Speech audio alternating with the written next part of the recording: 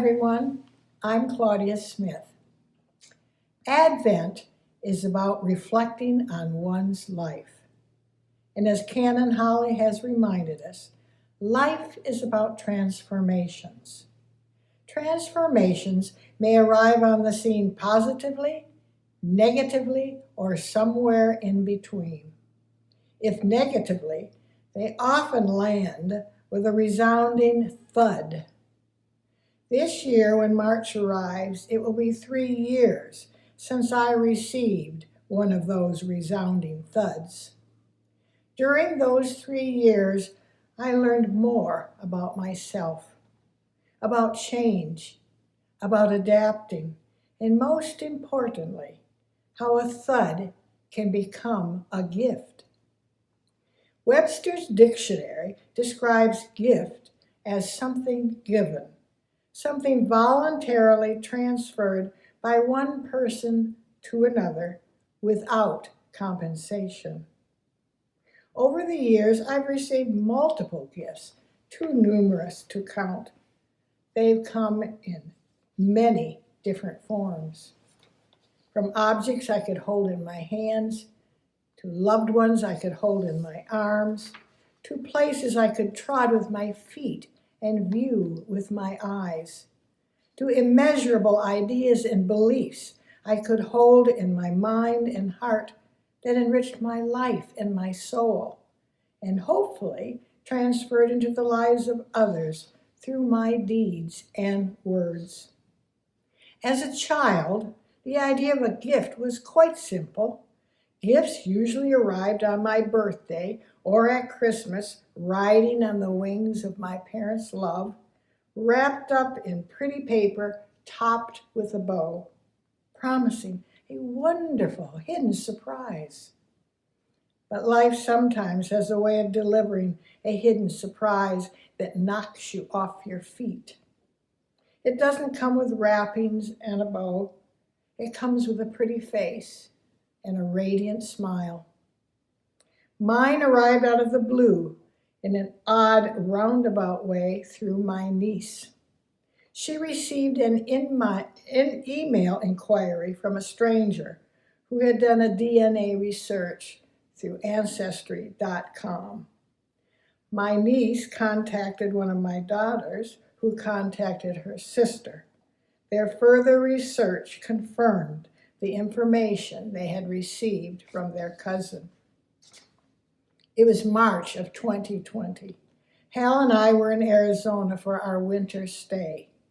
My older daughter flew down from Idaho, and both girls came over to our home and gently informed me that they had a half-sister. Their father, my husband of 47 years, had passed away 11 years previously in April 2009. He and I grew up in the same small Michigan town, attended the same high school. We both graduated from Michigan State, and we had 2 beautiful daughters. I thought I knew him well, but as most of us come to realize, we humans are very complex beings. I spent many sleepless nights fighting off seething anger, asking why. I asked God to help me process the shock, asked Him to help me forgive. I wasn't sure it was possible. After Hal and I returned to Spokane in April, my daughters and their new half-sister made plans to meet. She flew to Arizona from Nebraska. The bonding was immediate. Since that initial meeting, the girls have corresponded and gotten together many times, flying back and forth between Arizona, Idaho, and Nebraska. They have become sisters, not only in blood, but in spirit and in love. Hal and I have joined them in some of the gatherings. Our families have blended. There is joy in our embraces. We have made that change together. As Helen Keller said, a bend in the road is not the end of the road unless you fail to make the turn. I've always loved quotes. One of my favorites is by Desmond Tutu. You don't choose your family. They are God's gift to you, as you are to them. Another by Pulitzer Prize-winning columnist Regina Barrett states, everything can change in the blink of an eye.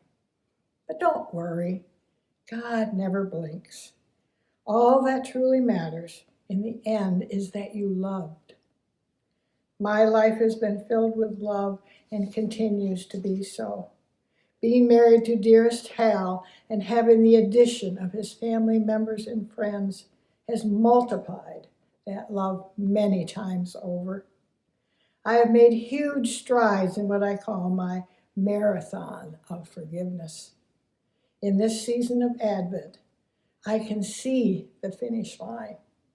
And to that I say, Amen.